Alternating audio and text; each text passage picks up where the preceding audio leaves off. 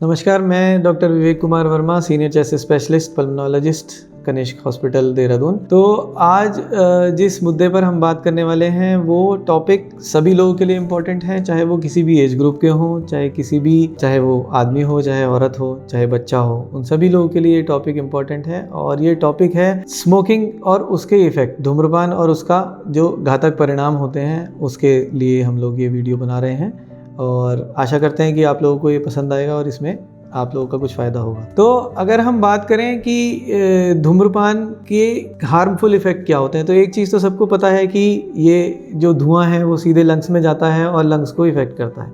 लेकिन ऐसा नहीं है कि केवल लंग्स को ही इफ़ेक्ट करता है, शरीर के और हिस्सों को भी इफ़ेक्ट करता है। तो इसके लिए जानना होगा कि धूम्रपान में ऐसा क्या होता है जो चीज़ नुकसान पहुँचाती है।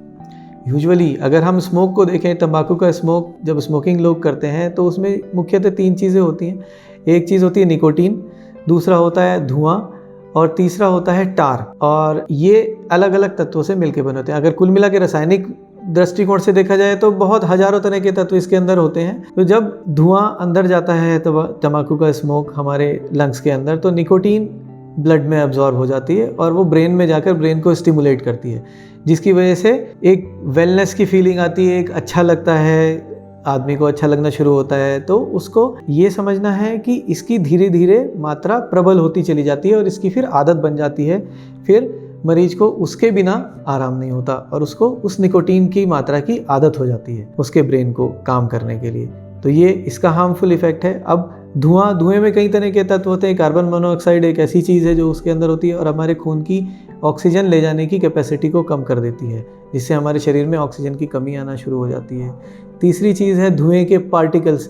तो पार्टिकल्स से हमारी जो सांस की नलियों की कोशिकाएं हैं उनको हानि होती है और उसकी हानि होने की वजह से उनमें चेंजेस आ जाते हैं, जिससे कि वो जो उनका स्ट्रक्चर है, लंग्स का जो स्ट्रक्चर है उसका डैमेज होना शुरू हो जाता है और फाइनली क्रॉनिक लंग डिजीज़ेस में वो कन्वर्ट हो जाते हैं। सबसे most common chronic lung disease smoking related अगर हम समझें तो वो COPD है और COPD का इंसिडेंस इंडिया में बहुत ज़्यादा है। ओवरऑल अगर हम वर्ल्ड की बात करें तो COPD शुरू के जो 5 मृत्यु के कारण हैं उनमें से एक है। तो काफ़ी ज़्यादा डेथ्स COPD की वजह से हर साल होती हैं, इस चीज़ को समझना पड़ेगा।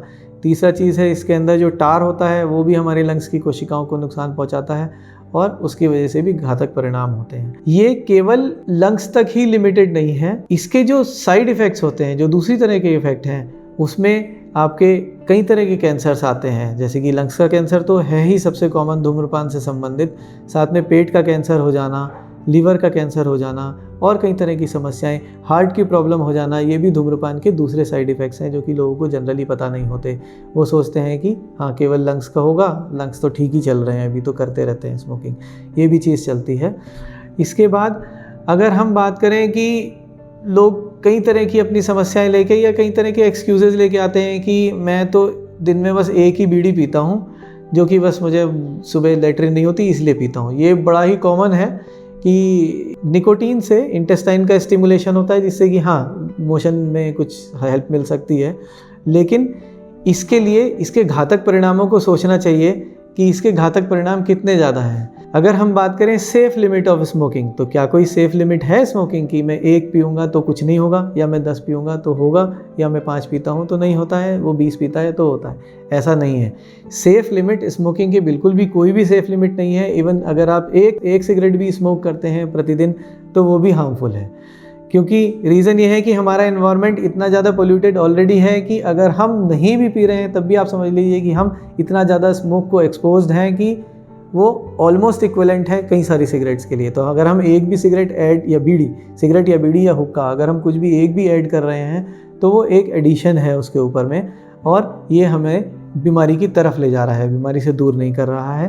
तो इस चीज़ को हमें समझना पड़ेगा। जो लोग स्मोकिंग करते हैं वो लोग तो इसके हार्मफुल इफ़ेक्ट के अंतर्गत हैं ही। साथ में ये भी सोचना चाहिए कि जो धुआं उससे प्रोड्यूस हो रहा है तो आसपास के जो लोग हैं उन लोगों के ऊपर भी उसका इफ़ेक्ट उतना ही पड़ता है जितना कि खुद व्यक्ति जो स्मोकिंग कर रहा है उसके ऊपर है। इसको हम सेकेंड हैंड स्मोक बोलते हैं। जो दूसरा व्यक्ति, जैसे कि जो लोग घर में स्मोकिंग करते हैं तो उनके बच्चे, उनकी वाइफ, उनके और जो साथ में रहने वाले लोग हैं उन पर भी स्मोकिंग के उतने ही दुष्परिणाम होंगे जितने उनके खुद के शरीर पर होंगे।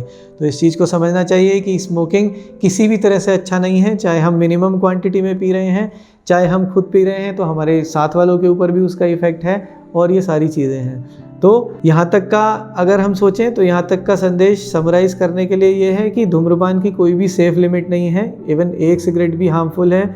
धूम्रपान के इफ़ेक्ट केवल लंग्स तक लिमिटेड नहीं हैं, वो आपके और ऑर्गन्स को भी नुकसान पहुँचाते हैं। धूम्रपान के इफ़ेक्ट केवल उस व्यक्ति तक लिमिटेड नहीं है जो कि खुद धूम्रपान कर रहा है, ये उसके साथ में रहने वाले दूसरे व्यक्तियों को भी नुकसान पहुँचाएंगे। तो यदि आप धूम्रपान करते हैं तो उसको आज ही से छोड़ देना है और हेल्दी लाइफस्टाइल की तरफ बढ़ना है। धूम्रपान से होने वाले इफ़ेक्ट्स को समझने के लिए कुछ टेस्ट होते हैं। बेसिक टेस्ट एक्सरे सभी जगह होता है, सभी लोग करते हैं, लेकिन जो एक स्पेशल टेस्ट है अगर जिसकी हम बात करें वो होता है पीएफटी या स्पायरोमेट्री जिसको बोलते हैं। ये एक तरह का स्पेशल टेस्ट है जिसमें हमें कंप्यूटर के अंदर सांस ब्लो करनी होती है, जिससे हमारे कुछ ग्राफ्स बनते हैं और उस ग्राफ्स का इंटरप्रिटेशन एक पल्मोनोलॉजिस्ट कर सकता है, एक चेस्ट स्पेशलिस्ट कर सकता है, जो कि आपको बता सकता है कि आपकी स्मोकिंग का कितना इफ़ेक्ट है, कितने लेवल का आपकी सांस की नलियों में रुकावट आ रही है और उसके लिए क्या उपचार की ज़रूरत है और आगे का कैसा आपका प्रोग्नोसिस रहेगा, किस तरह से आपकी बीमारी ये बिहेव करेगी। तो इस चीज़ को समझते हुए इस चीज़ पर ध्यान देना है कि स्मोकिंग को बिल्कुल ही नहीं करना है, और अगर आप स्मोकिंग करते हैं तो आप डॉक्टर की सलाह ले सकते हैं। कई बार आप छोड़ना चाहते हैं लेकिन छोड़ नहीं पा रहे हैं, क्योंकि मैंने सबसे शुरू में बताया आपने इस वीडियो के कि जो इफ़ेक्ट है, जिसकी वजह से ये चीज़ की आदत पड़ती है, जिसकी वजह से ये चीज़ अच्छी लगती है, वो निकोटीन है।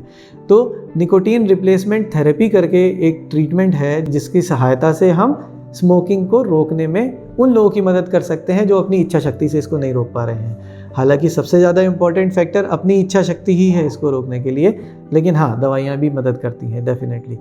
तो इस सब चीज़ों को सोचने के लिए हमें यही सोचना चाहिए कि हम कैसे स्मोकिंग को छोड़ेंगे और अपना जीवन किस तरह से अच्छा बनाएंगे, क्योंकि एक बार ये हमको समझना पड़ेगा कि COPD जो स्मोकिंग रिलेटेड डिजीज़ है, जो कि बहुत ही कॉमन है और जो कि मृत्यु का बहुत ही इम्पोर्टेंट कारण है, तो वो उसका इंसिडेंस बहुत ज़्यादा है। और जब वो एक बार हो जाती है तब आप अगर स्मोकिंग छोड़ भी देते हैं तब भी वो आपके साथ रहती है, वो बीमारी कभी जाएगी नहीं, उसका इलाज चलेगा ही, वो भी जीवन भर चलेगा। तो इस चीज़ को हमें समझना चाहिए, स्मोकिंग को छोड़ना चाहिए, हेल्दी जीवन शैली को अपनाना चाहिए, लंग्स की डीप ब्रीदिंग एक्सरसाइजेस करनी चाहिए, सबको करनी चाहिए, दूसरों को भी समझाना चाहिए कि स्मोकिंग के हार्मफुल इफ़ेक्ट्स होते हैं और ये अच्छी चीज़ नहीं है। तो अगर आपके कुछ भी क्वेश्चंस हों स्मोकिंग से रिलेटेड, लंग डिजीज़ेस से रिलेटेड, तो आप कमेंट बॉक्स में लिख सकते हैं। आपके क्वेश्चंस का हम लोग आंसर करेंगे। और किसी भी हेल्प की ज़रूरत हो तो चेस्ट स्पेशलिस्ट कनिष्क हॉस्पिटल में उपलब्ध है। मैं डॉक्टर विवेक चेस्ट स्पेशलिस्ट हूँ, और यहाँ पर PFT, एक्सरे, ये सारी सुविधाएं भी उपलब्ध हैं, जिससे कि आप अपनी लंग की कैपेसिटी भी चेक कर सकते हैं। धन्यवाद।